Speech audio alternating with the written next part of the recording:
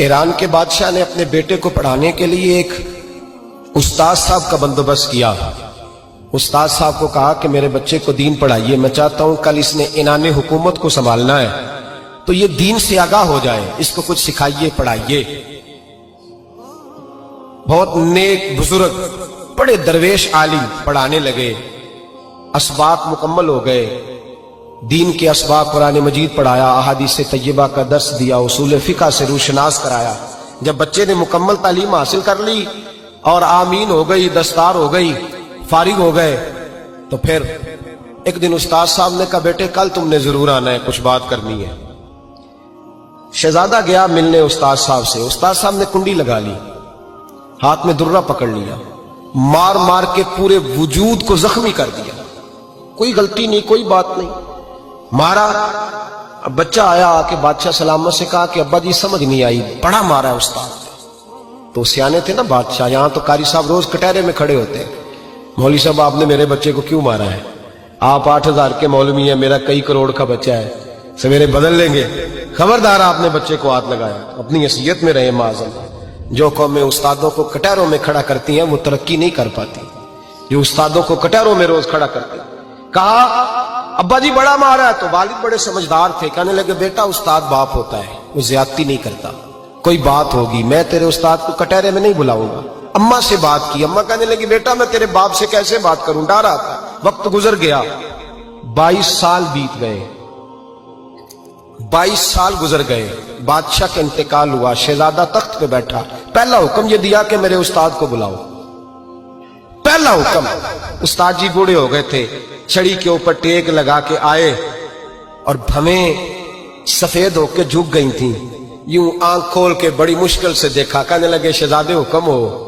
کب میں شہزادہ نہیں، اب میں بادشاہ بن گیا ہوں۔ استاد جی 22 سال بیت گئے، آپ نے مارا تھا، پر وہ درد چونکہ زیادتی کی تھی، میرا قصور کوئی نہیں تھا، تو نہ میری روح سے درد گیا ہے نہ میرے جسم سے گیا ہے، میں بے اختیار تھا، پوچھ نہیں سکتا تھا، آج با اختیار ہوا ہوں۔ سب سے پہلے پہلا حکم آپ کو دیا، بلایا ہے، بتائے کیوں مارا تھا، کیوں مجھے مارا تھا، میری زیادتی بتائے۔ تو استاد بوڑھے استاد کی آنکھیں آنسوں سے بھر گئیں، کہنے لگے بیٹے بس آج کے دن کے لیے مارا تھا، یہ جو دن آ گیا نا میری زندگی میں اس لیے مارا تھا، یہ میں چاہتا تھا میری زندگی میں وقت ہے، آج کے بس میری مراد پوری ہو گئی۔ کہا صاحب کس لیے، مجھے بھی سمجھائے۔ آپ فرمانے لگے کتنی دیر ہو گئی تجھے مار کھائے ہوئے، کتنا زمانہ بیت گیا؟ کہنے لگا 22 سال۔ فرمایا زخم بھولے تو نہیں، درد ختم تو نہیں ہوئی، تمہیں بات 1 منٹ کے لیے بھی تمہارے حافظے سے محو تو نہیں ہوئی؟ کہ استاد جی روز رات کو یاد آتی، روز خیال آتا تھا۔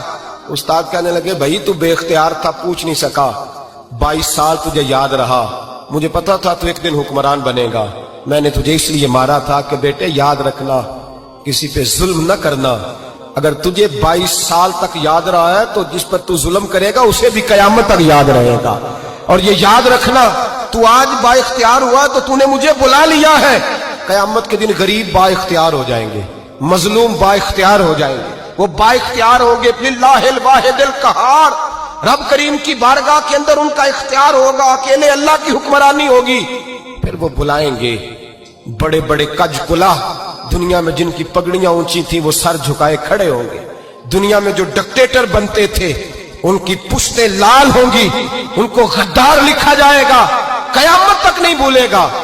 ظلم کرنا تو سوچ سمجھ کے کرنا، اتنا کرنا جتنا تم سہ سکتے ہو، اتنی زیادتی کرنا جتنی قیامت میں تم برداشت کر سکتے ہو۔ میرے نبی کریم صلی اللہ علیہ وسلم نے فرمایا ظلم سے بچو، یہ قیامت کے اندھیروں میں سے ایک اندھیرا ہوگا، زندگی میں زیادتی نہ کریں، اگر تھوڑی دیر کے لیے کوئی چیز برداشت کر جائیں گے تو وہ فائدہ دے جائے گی، کچھ دیر کے لیے اگر سہ جائیں گے تو نفع مل جائے گا، سہنے کی کوشش کریں۔